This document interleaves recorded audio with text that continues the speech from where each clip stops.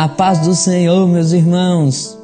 Certa vez houve uma discussão num fórum internacional e enquanto o ministro de um país estava falando e o rei daquele país estava ali escutando, um chefe de outro país estava como que não gostando da fala e interrompendo alguns momentos, ao ponto que o rei ficou extremamente irritado com a fala do outro chefe de estado de outro país e exclamou uma frase que ficou muito conhecida. Ele disse assim: "Por que não te calhas?" Isto é, por que você não se cala? Meus irmãos, eu tenho para mim que muitas vezes nós precisaríamos ouvir do Espírito Santo de Deus esta frase: por que você não se cala? Mas muitas vezes falamos besteiras, coisas que não convêm. E é sempre bom lembrar dessa frase: porque não te calhas. Eu lembro do versículo que está em Efésios 4, versículo 29.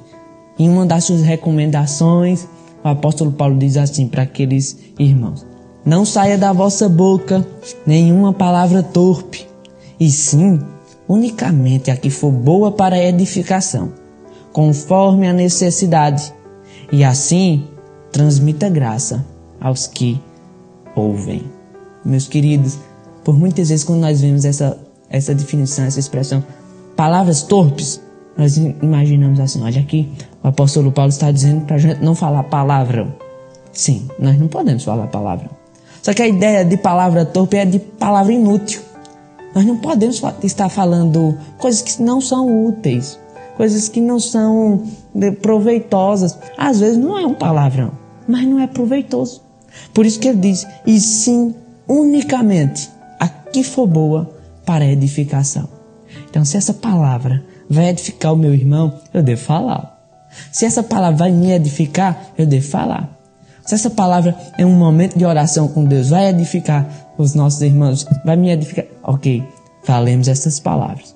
Entretanto, se for para falar mal de alguém, fofocar de outras pessoas, talvez murmurar, até mesmo contra o próprio Deus, nós somos chamados a pensar na frase que o rei Juan Carlos disse ao chefe de estado: por que não te calhas? Por que você não se cala? Guarde a sua língua na boca e deixe de lado certos tipos de palavras que não vão trazer proveito para ninguém. Não vão trazer proveito para ninguém. E esta palavra, como o apóstolo Paulo fala, não é inútil. Ela é boa para edificação, mas ela diz também conforme a necessidade. Isso significa dizer que você tem que sair falando por aí sem necessidade, só porque são palavras aparentemente boas. Não. Você tem que falar conforme a necessidade, para que transmita graça aos que ouvem. A ideia de graça é muito especial. O apóstolo Paulo, um pouco antes desta epístola, está dizendo àqueles irmãos que eles foram alcançados pela graça de Deus. Isto é, eles eram pecadores e agora foram encontrados como filhos de Deus, foram salvos pela graça.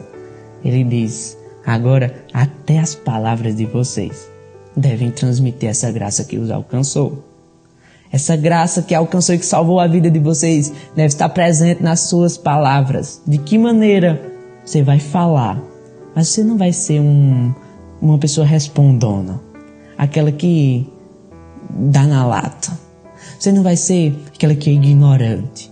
Você não vai ser mais aquela pessoa que fala mal ou aquela que é fofoqueira. Não. Você foi encontrado pela graça. Agora você vai agir e falar com graça para os outros. Ainda que aquela pessoa tenha feito-me mal. O evangelho é isso. Nós fizemos o mal contra Deus. Nós pecamos contra Ele, mas Ele assim nos perdoou.